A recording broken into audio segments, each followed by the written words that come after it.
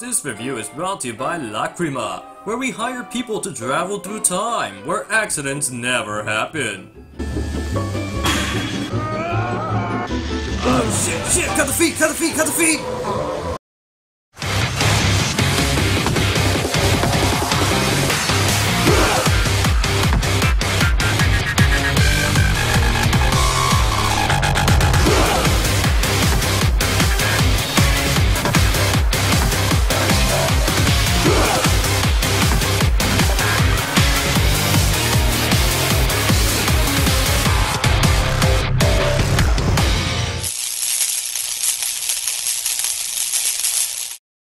Hello people, I'm the AnimeHERO, and I review anime so you can enjoy it. This anime was requested by Gnarly Charlie 1, and I have to say, I didn't like it. Hold it! However, just because I didn't like this series, doesn't mean someone else may not like it. When I began to write this review, I thought to myself, a good reviewer isn't biased, and she shouldn't be lazy just because it's an anime she doesn't like. A good reviewer should be able to make a great entertaining review, regardless of one's personal feelings, and by the name of the anime god, Kami, I swear to make a great review! After I finish watching Gintama. Okay, I'll do it. Get to it, bitch. So, what's Noein about? Well, from the beginning, the anime doesn't explain anything and just throws you in the series and leaves you clueless because it's more exciting!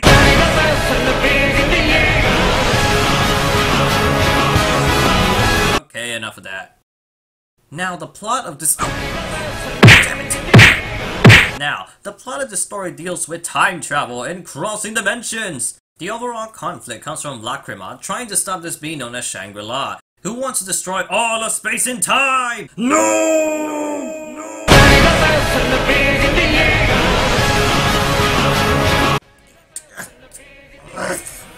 However, to stop Shangri-La, they need the Dragon Torque. In order to fix things, I can't spoil. Our main characters are led by Haruka, who's the Dragon Torque, and the only hope to save time and space, and everyone else is, yeah, they're kind of bland. No, they're not kind of bland, they are bland! I mean, one of the complaints I had in this series were the characters. I assure you they're not annoying, well, maybe except for... We'll hunt for ghosts! Ghostly vision? Come back here! Come on, man! Come on! Personally, I feel someone didn't know how to write and focus more on the overall science and themes that held up the show.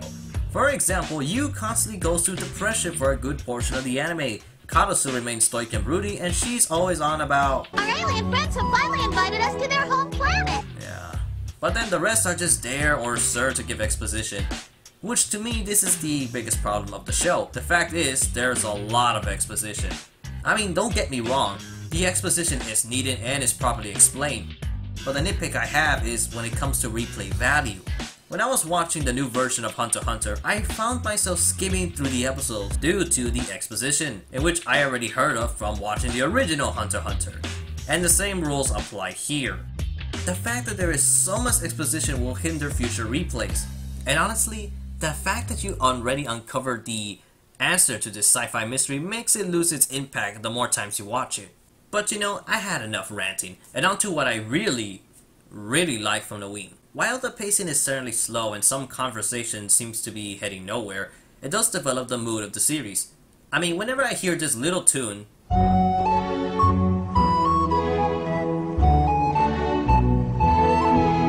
I'm freaking relaxed. While I don't necessarily like the characters, and I'll admit I was kind of bored with parts of the show, but then out of nowhere, episode 22 came along and my opinions were, oh thank god, I'm almost done with this anime. And I won't have to deal with these characters anymore. Why is this so sad?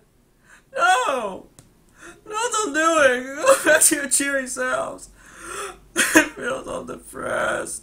Then, when I finish the series, I can agree there are some emotional episodes in this anime. Basically, without giving too much away, Haruka can see and visit parallel universes and alternate timelines, in which serve as a way to help people get over their grief or their other personal problems.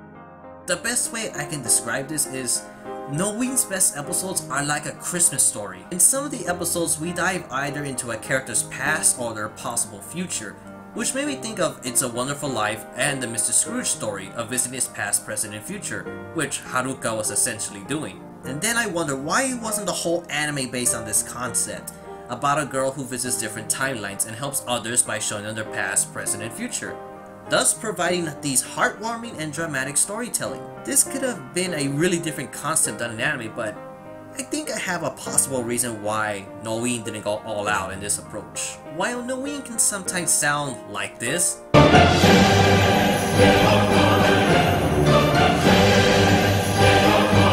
most of the time it's more like this.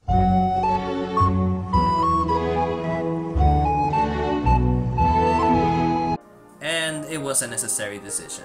The mood I spoke of earlier was needed to make these sudden dark changes have an impact on its audience. However, I still feel that the anime could have benefited by having more interesting characters, specifically the kids. While some may say, you shouldn't expect much out of them because they're kids, I'd say, there's no excuse to not have them interesting. I am aware that each of these kids are going through some rough times, but most of their screen time seems kind of pointless chatter. However, I could be wrong on this. Maybe it's just me who doesn't like these characters, but maybe it's enough for other people to relate through their troubles, or maybe there's something I overlooked. Yes, I'm aware this isn't an action-based anime, but the cast just really didn't do it for me. I mean, if I had to choose between the kids, the parents, or this dude named Atori that can control electricity, who do you think I'd be more interested in? Well, obviously, Atori! Yeah! Another strength in Noein is its science fiction, with the idea of traveling across time, infinite universes, as well as the sound effects. There's also the soundtrack, which does have some good tunes, and this song will be on your playlist. Noein's animation is quite different in terms of style from being animated by Satellite, who drew episodes 1 to 4 of Hellsing Ultimate, Hikai J, Going Saga, Bash Squash, and a couple other series. What I always liked about Satellite is how they blend the CGI in their animation. Some in Noein stick out, but in later years it looks really good, like in Move Love Total Eclipse. However, for whatever reason, some of Noein's animation really shifts in episodes, almost as much as the Gantz anime drawn by Gonzo. I swear that this series had 3 different styles of animation. I mean, some look average and some look really great, and others look really bad. But for the most part, it's consistent. Well, except for some scenes, cause I don't know how to describe this. If you've seen that infamous Naruto episode of Naruto vs. Pain, then you kind of know what I'm talking about. The animation is very fluid, very fast, but it looks very rough around the edges, and constantly, you know, goes off character model. It just looks like I don't know, like a little blob. I consider Noein to be a drama, but is it a good drama? I'm not so certain. So that's why I recommend for you to watch the series online rather than just blindly buy it. Noein is owned by Manga Entertainment, meaning you can watch this complete series on YouTube and English dub. I personally had no problems with the dub, especially, well, does the scene remind you of something? Crispin Freeman! You coward! Show me some guts! Stop yelling at me, Crispin! Just grow up, would ya? You can't always have it your way. That's not true. You can if you go to Burger King. I want to know why she disappeared. Do you know something I don't? I believe she went to the Waffle House. What are you saying? I'm gonna have my way with the both of you, and then I'm gonna do the dog. Noein is available on DVD in a complete art box containing the entire series, and it's also pretty damn cheap in the UK. Hey, Claymore's also cheap. God damn, those prices are outrageous. Anyways, people, if you have seen Noein, tell me your thoughts about it in the comments section. And now, if you excuse me, I'm gonna go jam out to some tunes.